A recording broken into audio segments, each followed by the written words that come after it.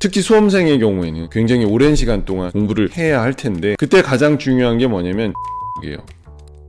안녕하세요, 차이노입니다. 오늘은요, 이제 곧 수능이고 학생들도 열심히 공부한 그 성과를 시험장에서 내기 위해서 마무리 준비를 하고 있을 텐데, 공부방을 연출하는데 도움이 될 만한 이야기, 컴퓨터 모니터 놓고 일도 하시고 시간을 보내셔야 되잖아요. 그런 환경에서 필요한 조명 환경에 대해서 말씀을 드리려고 합니다. 수험생방을 설계할 때 어떤 것을 가장 중점적으로 고민해야 될까요? 참으로 역설적인데요, 잠이 잘 오게 설계하는 거예요. 의아해 하실 겁니다. 지금 책에 더 집중할 수 있게 하는 게 더 중요한 거 아닌가, 이런 고민들 하실 거예요. 그렇게 하기 위해서 잠이 더 잘 오게 해야 되고요. 제가 여기서 말씀드리는 기준은 3개월에서 1년, 2년 이상 공부를 해야 될 때, 이건 굉장히 장기전이잖아요. 그 오랜 시간 동안 공부를 하는 데 있어서 필요한 빛의 환경, 조명의 조건을 말씀드리는 거예요. 왜 잠을 잘 오게 하는 조명 환경이 중요할까요? 특히 수험생의 경우에는 굉장히 오랜 시간 동안 공부를 해야 할 텐데, 그때 가장 중요한 게 뭐냐면 장기 기억이에요. 학습한 내용이 어떻게 우리 뇌 속의 장기 기억에 남아서 성적 향상에 도움을 줄 수 있느냐, 이런 부분이 더 중요하다는 거예요. 지구상의 거의 모든 생명체는요, 빛에 의해서 생체 리듬이 동기화됩니다. 24시간 주기로 또는 1년 365일 주기로 그 생체 시계가 맞춰진다는 거예요. 아침에 일어나는 시간이 계속 꾸준하게 유지되거나, 점심이 됐을 때 배가 고프다는가, 밤이 되면 졸리게 되는 것, 이것은 굉장히 건강한 생체 리듬의 그 사이클이 있기 때문에 가능한 거거든요. 근데 그 생체 리듬이 틀어지면 어떻게 될까요? 밤이 돼도 졸리지가 않은 거예요. 불면증에 시달리게 되고, 아침에 일어났는데도 충분한 각성감이 일어나지 않아서 수면의 질이 굉장히 나빠지는 거죠. 그러다 보면 낮에도 일에 집중하기 어렵고, 수험생의 입장에서는 더더욱 그렇겠죠. 4시간, 3시간 수면 시간을 줄여서 공부 시간을 많이 갖는 것, 그 이상으로 중요한 것이 수면의 질이에요. 언제 잠들어서 언제 깨느냐가 중요한 거죠. 수면의 단계가 여러 가지가 있는데, 깨어있는 단계에서 1단계, 2단계, 3단계, 4단계, 이제 그 다음에 렘 수면 단계까지 올라가요. 그게 꿈을 꾸는 수면 단계예요. 렘 수면이 왜 중요하냐면, 그 렘 수면 단계에서 낮 동안에 보고 인지한 모든 것들이 우리 뇌 속에서 장기 기억화되는 거예요. 근데 이 렘 수면 과정이 충분히 발현되지 않으면 장기 기억 속으로 남지 않아서, 특히 수험생의 입장에선 좋은 성적을 내기 위한 학습 자료를 제대로 남겨놓기 어렵다는 거죠. 좀 역설적이지만 잠을 잘 자는 게 성적을 올리는 데 굉장히 중요한 거죠. 모든 생명체가 빛에 의해서 동기화, 동조화 된다 그랬잖아요. 근데 여기서 가장 중요한 역할을 하는 것 중에 하나가 밤에 잠들게 하기 위한 멜라토닌이라는 뇌 속의 분비 물질이에요. 이 멜라토닌이 생성되지 않으면 우리는 쉽게 잠들 수가 없어요. 그 불면증에 시달리는 분들은 대부분 그 멜라토닌 분비가 잘 되지 않아서 그래요. 그런데 제가 왜 지금 멜라토닌 말씀을 드릴까요? 멜라토닌의 분비는요, 무엇보다 조명하고 아주 깊은 연관성이 있어서 그래요. 저녁이 돼서 어둑어둑해지면 그 어두움을 인지하면서 멜라토닌 분비가 시작되는 거예요. 그래서 일반적인 성인의 경우에는 저녁 8시쯤 되면 멜라토닌 분비가 시작돼요. 그래서 아침 8시가 되면 멜라토닌 분비가 거의 되지 않아요. 이런 기준으로 봤을 때 10시부터 새벽 2, 3시 이 정도가 가장 높은 멜라토닌 분비 비율을 가져요. 멜라토닌 분비가 가장 많이 되면 꿈을 꾸는 렘수면 단계에 가장 깊은 잠을 자기 때문에 밤 10시부터 새벽 2, 3시에 자는 게 수면의 질이 가장 좋다라는 거죠. 우리 그거 꿀잠이라 그러죠. 저도 수험생이 있는 학부형이기도 한데, 우리 아이도 근데 사실은 밤늦게 잘 잠들지 못해요. 그 이유는 따로 있습니다. 사실은 청소년기에는요, 이 멜라토닌 분비가 성인하고 달라요. 청소년기에는 밤 10시쯤부터 시작을 해요. 그래서 아침 10시까지 진행이 된다는 거죠. 일찍 잠들기는 굉장히 어렵고, 멜라토닌 분비가 가장 많이 되는 시간도 그만큼 늦춰지기 때문에 꽤나 늦게까지 멜라토닌 분비가 계속 지속되고 있는 거예요. 공부방의 조명은 어떻게 가야 될까가 이제 고민이 될 텐데, 스탠드 2개 준비하시면 좋겠어요. 여기서 중요한 건 뭐냐면, 적어도 하나는 목이 꺾여야 되는데, 그 하나를 벽이나 천정을 향하게 빛을 쏴주는 거죠. 학습하는 공간 전체를 아주 칠흑의 어둠이 아니고 그냥 적정하게 밝기감을 형성해 주는 거죠. 그 다음에 여기가 이제 중요합니다. 수평면 조도라 그러거든요. 책이나 뭐 수험서를 이제 볼 수 있는 그 책상 위에 밝기감을 충분히 밝혀줄 수 있는 데스크라이트 하나 필요합니다. 공부방이 크던 작던 꼭 이렇게 해주시면 제일 좋아요. 이렇게만 해놓으셔도 장시간 동안 학습을 할 때도 지속적으로 집중력을 높여주는데 큰 도움이 되실 거예요. 근데 사실 더 중요한 건 LDK라 그러죠. 리빙, 다이닝, 키친, 거실이라든가 식탁이라든가 공부방과 연결된 다른 공간하고 이동할 때도 빛의 밝기감 정도를 어느 정도는 맞춰주는 게 좋아요. 마찬가지입니다. 오피스 설계할 때도 이런 조명 환경이 필요해요. 컴퓨터 모니터 디스플레이를 앞에 놓고 일을 할 때는 모니터 뒤에 밝기감을 형성해 줄 수 있는 빛의 연출이 필요하다는 걸 좀 말씀드려야 될 것 같아요. 그래야 오랜 시간 동안 집중하고 일을 할 때 도움이 되고요. 아까 말씀드린 대로 수험생 방 또는 서재의 조명 환경을 꾸미는 것 이상으로 집 전체에 대한 조명 환경을 체계적으로 잘 잡아주는 것도 굉장히 중요합니다. 잘 모르시면 해가 진 이후에는 가급적이면 어둑어둑하게 해두시는 걸 추천드려요. 그렇게 해야 멜라토닌 분비가 잘 돼서 꿀잠도 잘 수 있고 장기 기억으로 남아서 성적을 올리는데도 도움되는 조명 환경을 만들기 유리합니다. 자, 이제 뭐 수능이 얼마 남지 않았네요. 열심히 공부하고 계신 전국의 수험생 여러분들도 큰 힘을 내셨으면 좋겠습니다. 자, 오늘 얘기는 여기까지 하고요. 다음에 더 좋은 빛의 공간에 대한 이야기로 뵐 수 있었으면 좋겠습니다.